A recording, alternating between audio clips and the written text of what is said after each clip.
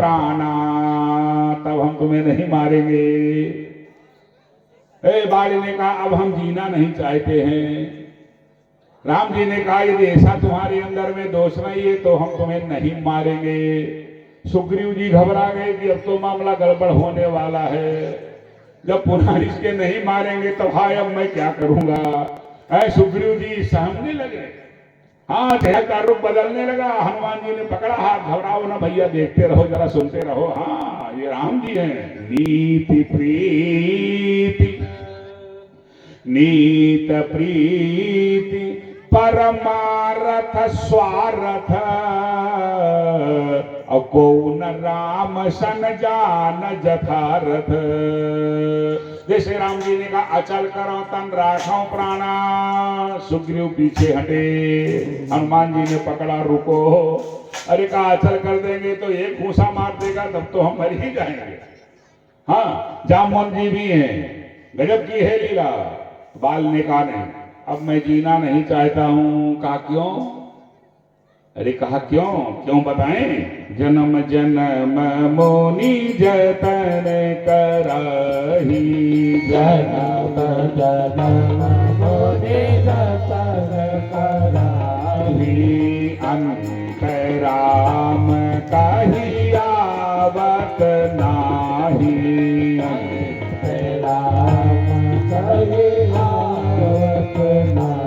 बड़ी कठिन साधना करते हैं, तभी राम नहीं निकलता है। आप मिल गए हो, सामने है, अब मैं नहीं रहना चाहता हूँ, बहुत रह चुके हैं। कहा तो, अरे कहा तो क्या है। अंगद को बुलाया, अंगद के हाथ को भगवान श्री राम जी के हाथ में पकड़ाया। कहा इसी को जो कुछ करना होगा कृपा इसी के ऊपर करिएगा। हाँ अब नाथ करी करुणा बिलोक हो, देहु या बर मांगहूं। अब नाथ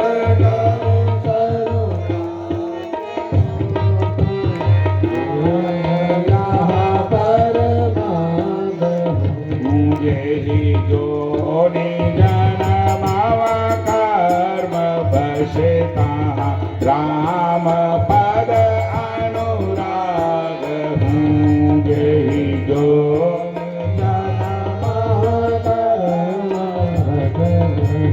राम पद अनुराग। कावेरी को आप देखिएगा, हमें मुक्ति नहीं चाहिए, एक कृपा ये कर देना, हमें मुक्ति न देना। क्यों ऐसा कहा? राम जी की इच्छा थी आगे बदला लेना है। वही अंगद नाम का बहेलिया होगा। भागवत में सुंदर दिव्य कथा प्रवास क्षेत्र में उधर की लीला भल्लकाते जिसे कहते हैं। हाँ गजब की है लीला वो है। कहा सुनिए, इनका ध्यान कीजिएगा। और बाल कीन तनु त्याग, सुमन मालिन गिरत न जानिए नाग। जैसे हाथी को माला पहनाया जाए, गिर जाए टूट के, उसे कुछ पता ना चले, उसी प्रकार से बाल कीन तन त्याग, बाल ने अपने शरीर का त्याग किया। ये कौन? महाराज श्री जामवंत जी कहते हैं सब मेरे सामने हुआ था, ज्यादा कुछ और कहने की आवश्यकता नहीं है। यदि आप राम हैं, त्रेता वाले तो मेरे हाथों में बल दो, कायो मत, हाथों में बल आ गया। जब बल आ गया तो हाथ जोड़ करके प्रणाम किया। कहा वाह प्रभु वाह, इतने दिनों के बाद में मिले तब इसी स्थिति में मिले। हाँ सेतु कृता सुबस उज्ज्वलिता चलंका, ठीक नहीं है, डिस्टर्ब है थोड़ा। कहा फिर क्या स्थिति? सारे वृत्तांत को बतलाया। मुझे मणि की चोरी लग गई, मैं यहाँ पे आया, आप जग गए, युद्ध होने लगी, कोई बात ना हो पाई, तो जल्दी से मणि मुझे दे दो और अब हम चलें। जामवंत ने कहा देखो भाई, मणि हम कैसे दे दें? कहा कोई दिक्कत है क्या? कहा हाँ दिक्कत थोड़ी नहीं, बहुत ज्यादा है। कहा बिना मणि के कल्याण हो नहीं पाएगा भाई, किसी प्रकार मुझे ले जाना पड़ेगा। कहा अब आप ही बताओ। कहा क्या? कहा जो वस्तु पुत्री को दी जाती है फिर उसे लिया जाता है। कहा नहीं लिया तो नहीं जाता है। कहा तब इसको तो मैंने अपनी बेटी को दे दिया, अब बेटी की ये हो गई संपत्ति, अब हम हाँ कैसे करें? अरे कहा भैया कुछ करो, बिना मणि के कल्याण नहीं। ये कहा एक व्यवस्था है।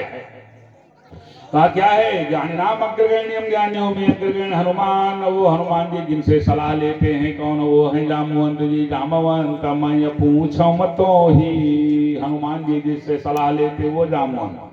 आई लगा दिया गजब की बुद्धि। बुलाया अपनी बेटी को, जामवती इधर आओ तो आ गई बेटी। कहा ये कैसे लग रहे हैं? कहा बड़े सुंदर लग रहे हैं। कहा बिल्कुल मेंटेन। कहा हाँ हाँ ठीक पिताश्री बिल्कुल ठीक। कहा बस मानो सब ठीक। जामवती के हाथ को भगवान के हाथ में पकड़ा दिया। जामुन ने अपनी बेटी का हाथ भगवान के हाथ में पकड़ा दिया। कहा ये क्या कर? अरे कहा इन्हें ग्रहण करो पत्नी के रूप में। और सुनो मैं जानता हूं तुम्हारे पास रुक्मणी है और आगे होंगी, हाँ, लेकिन नंबर 2 का दर्जा इनका पक्का रहेगा, वो कटेगा नहीं। हाँ, इवाम कन्याम कनक संपन्नाम। हाँ, रुक्मणी है भाई, पटमैसी है, पटरानी है, कोई बात नहीं, लेकिन नंबर 2 का दर्जा इन्हें देना पड़ेगा। ये रुक्मणी चाहते हो तो, और ना चाहते हो कोई बातें नहीं है। अब भगवान हाँ करें कि ना करें, पकड़ा हाथ। कहा देखो प्रभु मैं जीवन मुक्त हो गया। हाँ, मेरी बेटी आपकी हो गई तो जितनी संपत्ति है वो सब आपकी हो गई है। दे दिया। मरी लेकर के आते हैं भगवान श्री कृष्ण जामवती को। जामवती को लेकर के जब आए वहां से चले, ऐसे नहीं युद्ध हुई है। जिस समय रावण मारा गया सभी लोग चलते हैं वहां से अयोध्या की तरफ जब आने लगे तो भगवान श्री राम जी पुष्पक विमान में बैठे हैं। नल है, नील है, द्विविध है, मेघ है, अंगद है, जामवंत है, आदित्य बड़े सभी लोग बैठे हुए हैं। सीता जी भी बैठी हैं। तो ऊपर से जब विमान उड़ा तो भगवान श्री राम ने सीता जी से कहा, नीचे दिखा रहे हैं देखो देवी, यहाँ रावण मारा गया, यहाँ कुंभकर्ण मारा गया, यहाँ मेघनाथ मारा गया, ये सब दिखा रहे हैं। भगवती सीता जी देख रही हैं, जामवंत जी बैठे पीछे भुजाओं को फरका रहे हैं। राम जी ने देखा क्या है जामवंत? कहा ये सब मारे गए लेकिन और अभी लड़ने को मन कह रहा हो। हाँ, एक घूसा तो मार दिया था रावण को और दूसरा मारने नौबत नहीं, वही मूर्छित हो गया। बाद में हमारी ड्यूटी अलग चली गई। हाँ, एक घूसा मारा था जामवंत जी ने मुष्टिका का प्रहार कि रावण गिरा मूर्छित हो गया था। हाँ, इतने बड़े पहलवान थे जामवंत जी।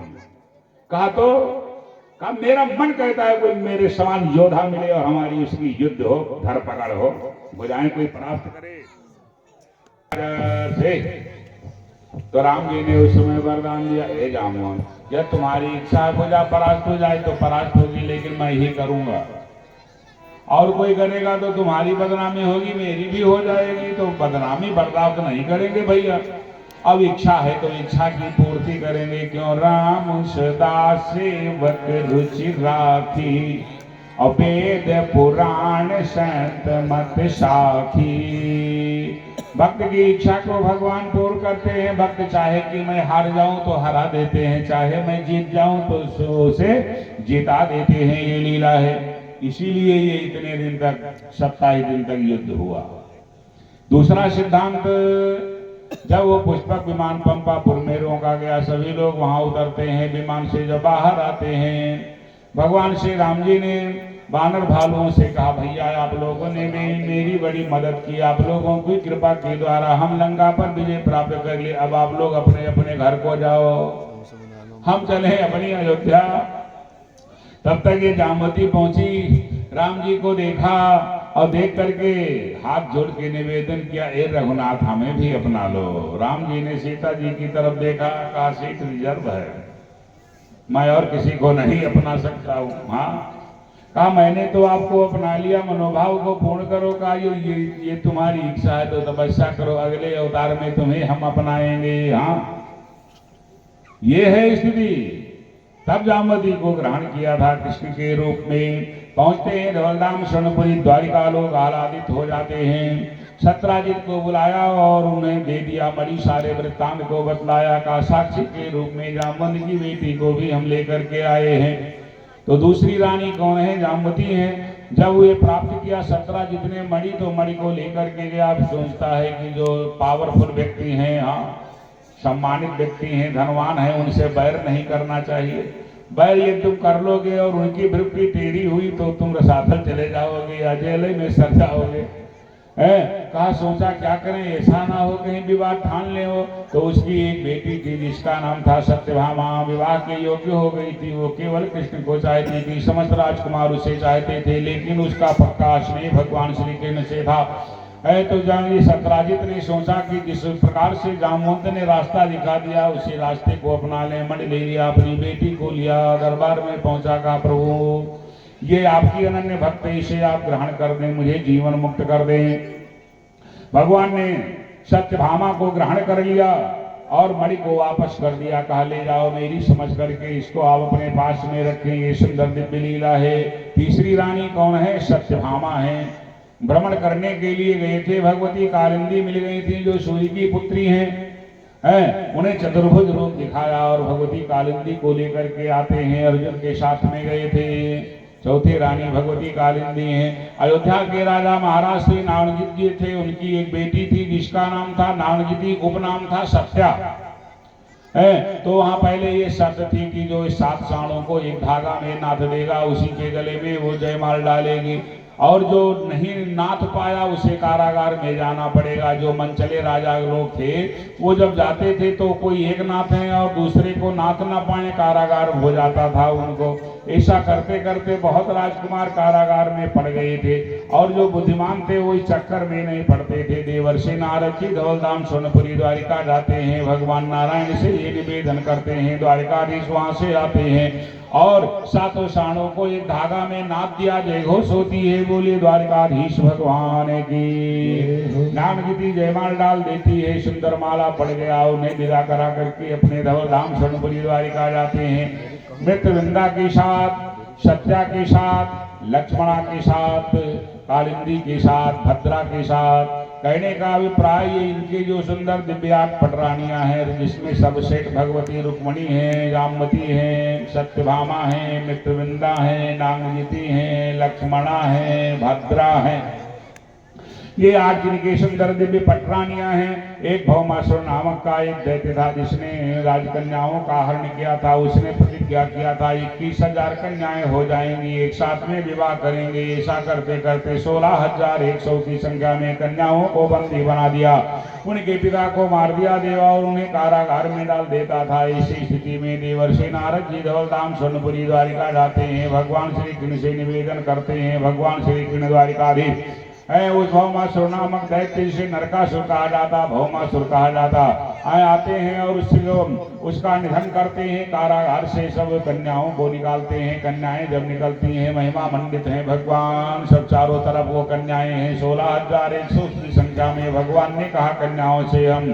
तुम्हें कारागार से मुक्त किया, कहा मुक्त तो किया, लेकिन अब हम जाएं तो कहाँ जाएं, समाज के लोग मुझे अपनाएंगे नहीं। दूसरी बात ये है शुद्ध नहीं, हम लोग सब विशुद्ध हैं, लेकिन ये कोई मानने को तैयार नहीं होगा।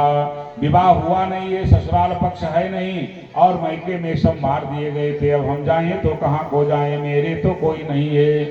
जब ऐसा जब कहा भगवान मुस्कुराने लगे। भगवान ने कहा जिसके कोई नहीं होता है उसके मैं होता हूँ, तुम सब मेरे साथ में चलो।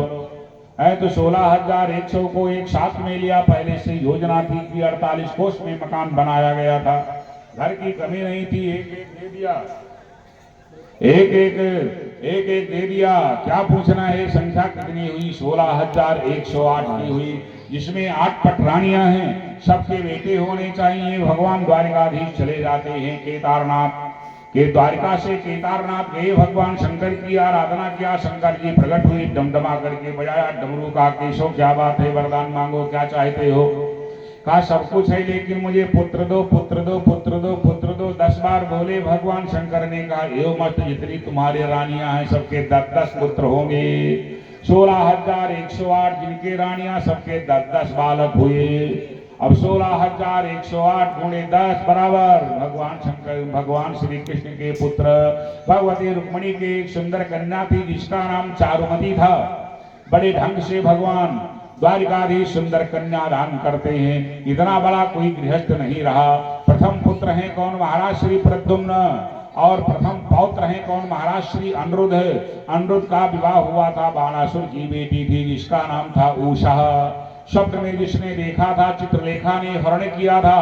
फिर शंकर जी का भगवान श्री कृष्ण का युद्ध होता है, बाणासुर की रक्षा करने के लिए शंकर जी आते हैं, देवता सब एकत्रित होते हैं, क्योंकि कारागार में अमृत को डाल दिया था। बड़ी विलक्षण, बड़ी विशद ये अपने में लीला है, अंत में समझौता होता। बोलिए भागवत भगवान की।